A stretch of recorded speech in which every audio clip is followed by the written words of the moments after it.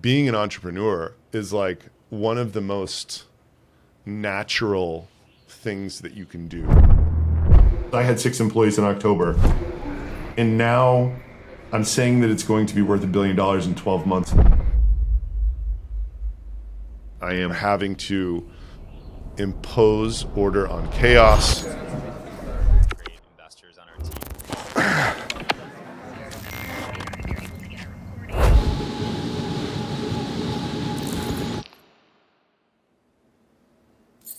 You bang your head against the wall for 10 years, and then all of a sudden, it's way more success than you ever thought possible all at once. And it's just so wild to think about how much things have changed, right? Crisis. Yesterday, the House rejected the $700 billion bailout plan, sending shockwaves through Wall Street. Lehman Brothers is going bankrupt, and financial markets from Asia to I worked at Lehman Brothers. In that environment, the only reason that you are working is to make money and advance yourself, like towards making more money. Like these guys who are my first roommates were starting this website called Vimeo in my apartment. I watched that thing happen, and they appeared to be getting a deeper satisfaction out of what they were doing. I had kind of saved enough money to be like, I want to go try to be an entrepreneur. I had no experience, no filter, but like a super high level of confidence in myself. I left Wall Street and I was like, oh man, like I can do anything. Like I'll crush this stuff. And like, it just like, you know, it's like your confidence goes from here, and then I just like realized that I just knew nothing.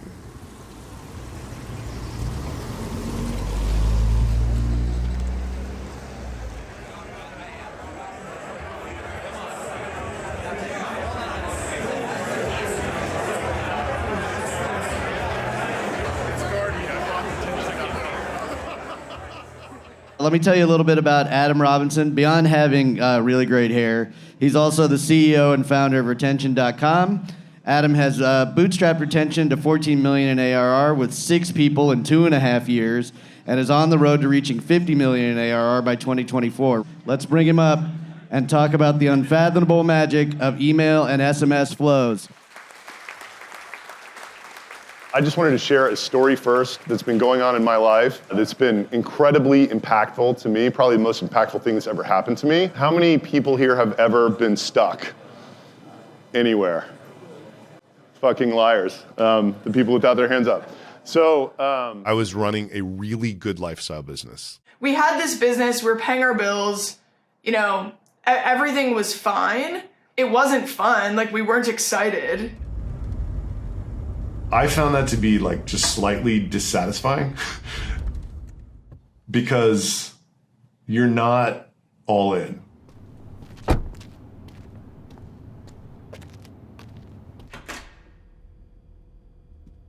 I had tried to sell it last year, and the buyer walked at the last second. Does anybody have any idea who this guy is? This guy is Dave Rogan-Moser. He is the founder and CEO of Jasper AI. Jasper can fine-tune the voice and tone of your writing. Sorry to hear about the problems with your account. I'll make sure everything goes smoothly. Smiley face. Nice. 2 years and 2 months ago today, he was stuck.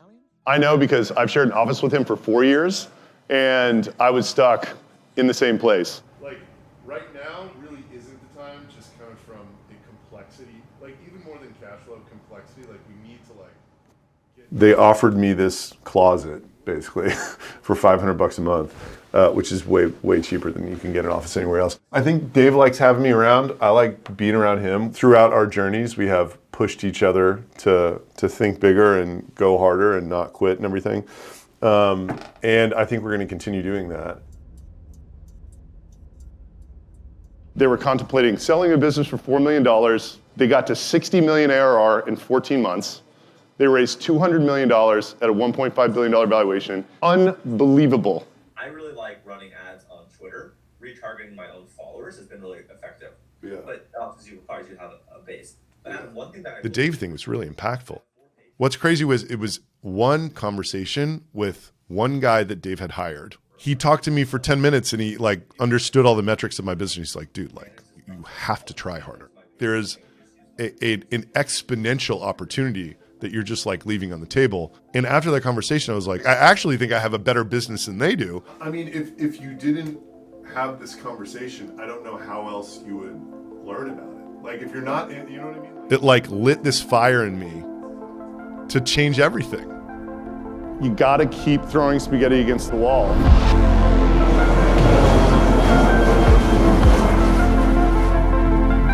I went on a quest that led me to find this like amazing, wonderful man named Santosh Sharan, who has built some of the biggest B2B data companies. The biggest one is ZoomInfo.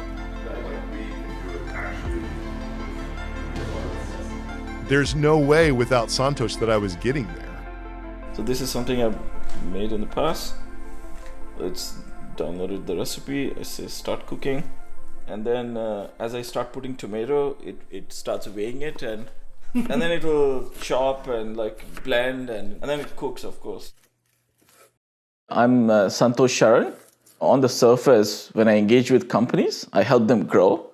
I look for teams or individuals that are at just the right, place in their lives where they are willing to undergo a journey of transformation.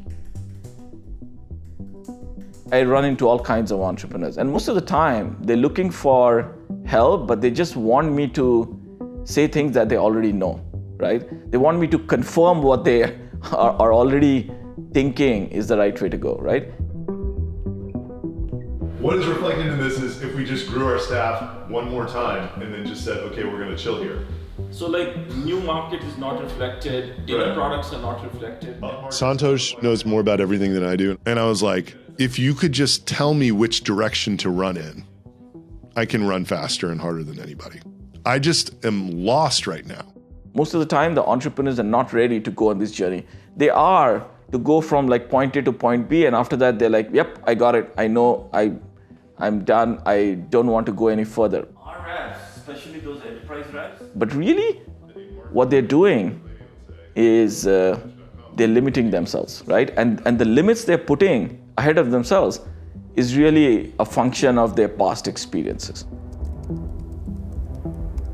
We're like creating this ecosystem that will enable people to target in the post third-party cookie world, and we're enabling it over email, which is like a channel that no one enables it over. I was just running the numbers and, I just think this is like so much bigger than we thought it was. He's like, if we basically fix these 5 things, we can go, as fast as humanly possible.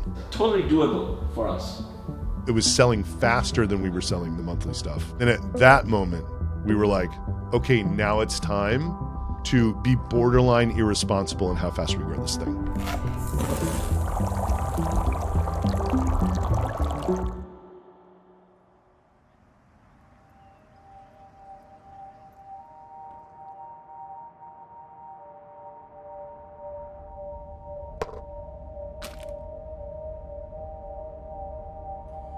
Santosh was on vacation in Europe and he's like emailing me in the middle of the night how he thinks we're going to be worth $1 billion by the end of the year.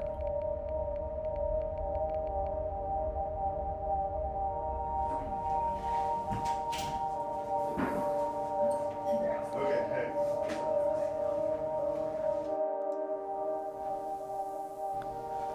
This is this week. Look, I have a free hour on Friday where I can like eat lunch or something, but basically no other free slots. This is unsustainable. But there's only 24 hours in life. And he was trying to do everything. And as an entrepreneur, you almost feel the burden of being the leader. You feel like, you have to do everything that others can't do.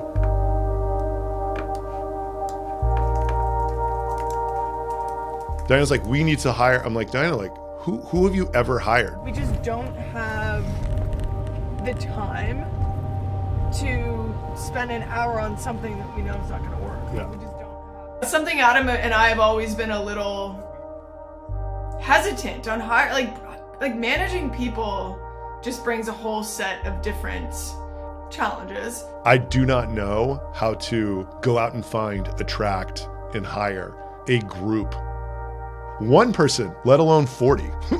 We are all in some sort of emotional loop.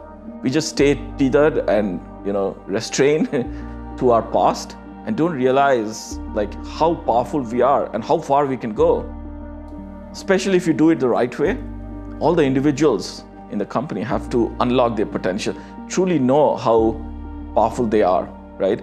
And somehow cut that cord with the past, right? That limits them. So we've hired 3 VP level people of the 30 that we hired. And this is since November 1st. We've fired 2 of them already. Wrong fit for the role. Pretty much makes me feel like I suck at hiring, which is what it is.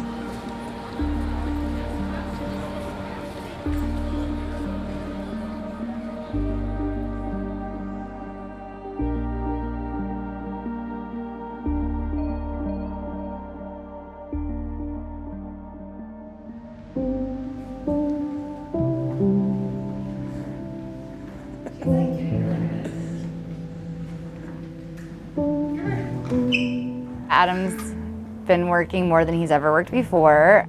He's energized, he's excited about what he's doing, and that is what I think everyone should want to be, excited, happy for what they're doing, and I want my partner to feel that way, so I'm very happy for him.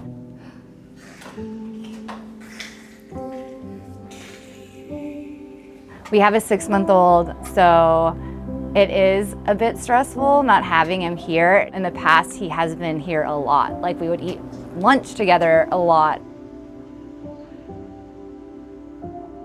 I do think it's important to stop. I think if you don't stop working and you work too much, like, I know it would erode my relationship with Helen substantially, and I would miss out on a lot of Emma time, which is incredibly valuable. And then there's a burnout component. I could not do 12 to 14 hours a day, 6 to 7 days a week. If you pull the tail at me, like music comes off. I think your mom got that lamb. It's like it sounded like a little lamb. So I called her my lamb baby. Aww. And Judy got her a bunch of cute little lamb toys. So sweet. He's definitely prioritizing us, which he should. It's just been a bit, I don't know, I'm just tired.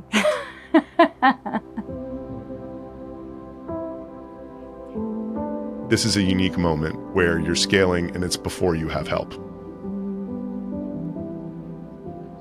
It's just hard to describe, the combination of like pressure and like pulled a bunch of different ways. Imagine yourself just walking down the street, minding your own business. All of a sudden, a group of 10 people just sort of forms around you, and they quietly start saying your name. Adam. Adam. Adam. It gets louder. Adam. Adam. Adam. It's all things that you need to handle because everybody else is doing other stuff and underwater, and you don't want to just shovel stuff on them. I can't go on like this.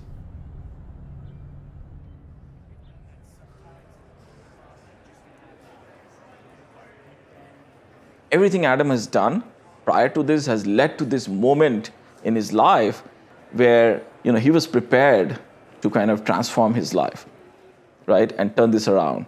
In some ways, he's changed his reality. It feels weird to me to be in a position where I'm like, guys, please help me take stuff off of my plate.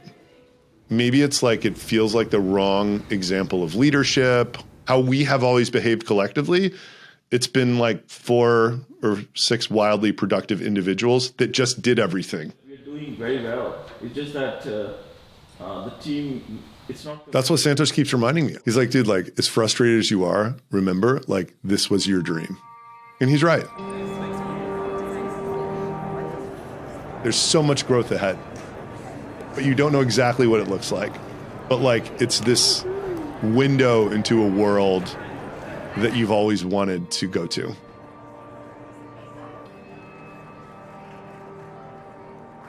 We hired 11 people today. I literally woke up this morning and I messaged a couple of the VPs. I'm like, this is the first day of the path to 100 million. We had a marketing person start today. She said, I'm amazed by how energized your team is about the opportunity ahead. That makes me feel amazing. Like I'm doing something right in communicating in a very clear way what we have to do and how amazing it will be if we all work together and do it. Entrepreneurs create their own reality, right? And he's focusing on something really big, really positive. It's not just him, but the entire team is now focusing on this because these things are infectious, right? We can create this energy in the world that will make people so excited about what we're doing that we're the only thing that's on their mind. This is not scientific.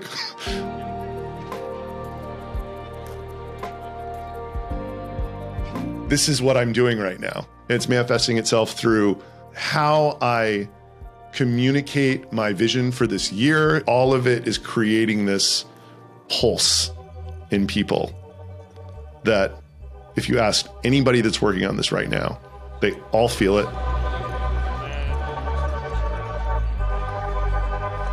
I have lived two entirely different professional lives. Like I've started 2 companies, sold one of them. Like I've hired and fired 100 people, right? Like I have learned the hard way so many times. And I'm in this incredible place of good fortune where I have a business that is successful enough to where I can be like, you know what? I'm gonna try to only do stuff that gives me energy because like I feel like that gets projected to the outside world through all of this content that I'm making, projected to my executive team, and then through their employees and out to customers. I'm like giving everything I can. So it's like, if you're giving everything you can and it's giving you energy, it's paradise.